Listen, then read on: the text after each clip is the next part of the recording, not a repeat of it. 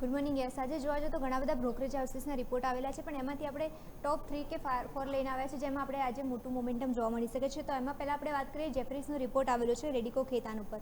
Overall જોવા જઈએ તો એક્યુમિલેટના રેટિંગ આપવામાં આવેલા છે. ટાર્ગેટ તમે ચકાસો 5200 આપવામાં આવેલા છે. એમનું માનવું છે કે અત્યારે વોડકા સેગમેન્ટ જે છે એમાં મજબૂત ગ્રોથ જોવા મળી રહ્યો છે, અને એના જ કારણે તમે ચકાસો તો અહીંયા પરફોર્મન્સ સારું જોવા મળી શકે છે. અને વોડકા સેગમેન્ટમાં હજુ પણ માર્કેટ શેર જે છે કંપનીનો એ વધતો જોવા મળી શકે છે આગળના પોટેન્શિયલ સ્કોપ પ્રમાણે. એટલે એ પણ એક પોઝિટિવ ફેક્ટર દેખવા મળી રહ્યો છે. સાથે જોવા જઈએ તો આલ્કોહોલ જો સેગમેન્ટ જે છે ત્યાંથી પણ કંપનીને પ્રીમિયરાઇઝેશન પ્રોડક્ટ જે છે એનું વેચાણ પણ અત્યારે સારું થતું જોવા મળી રહ્યું છે, તો એનો પણ અત્યારે કંપનીને લાભ મળતો જોવા મળી રહ્યો છે. તો એ પણ આ પણ એક પોઝિટિવ ફેક્ટર ગણાવ્યું છે. તો રેડિકો ખેતાનમાં પણ આજે મોટું એક્શન જોવા મળી શકે છે, કારણ કે બ્રોકરેજ રિપોર્ટ જે છે અહીંયાથી થોડો પોઝિટિવ દેખવા મળી રહ્યો છે. પછી બીજા રિપોર્ટની વાત કરીએ, જેફરીસનો રિપોર્ટ આવેલો છે બેલરાઇસ ઇન્ડસ્ટ્રીનો.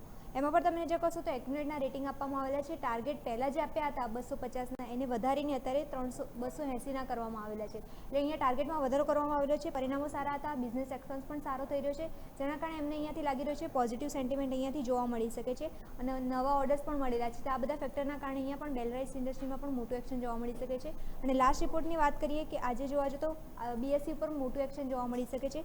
એનું રીઝન એ છે કે બીએસસીમાં અત્યારે રિપોર્ટ આવેલો છે નોમુરાનો, એમાં હોલ્ડના રેટિંગ આપેલા છે. ટાર્ગેટ જે હતા પહેલાં એમાં ઘટાડો કરવામાં આવેલો છે. 4090ના ટાર્ગેટ આપ્યા હતા પહેલાં, એને ઘટાડીને અત્યારે 3240ના કરવામાં આવેલા છે. એટલે મેજરલી જોવા જઈએ તો ક્યાંક ને ક્યાંક જોવા જઈએ તો એક્સપાયરી ટ્રેડિંગ જે છે એનું ગણતરીનું અત્યારે રીઝન જે છે એ બદલાતું જોવા મળી રહ્યું છે, જેના કારણે બીએસસીમાં મોટું એક્શન જોવા મળી શકે છે. પણ ક્યાંક ને ક્યાંક જોવા જઈએ તો રેટિંગ ઘટાડ્યા છે, એટલે અહીંયા થોડું નેગેટિવ અસર જોવા મળી શકે છે.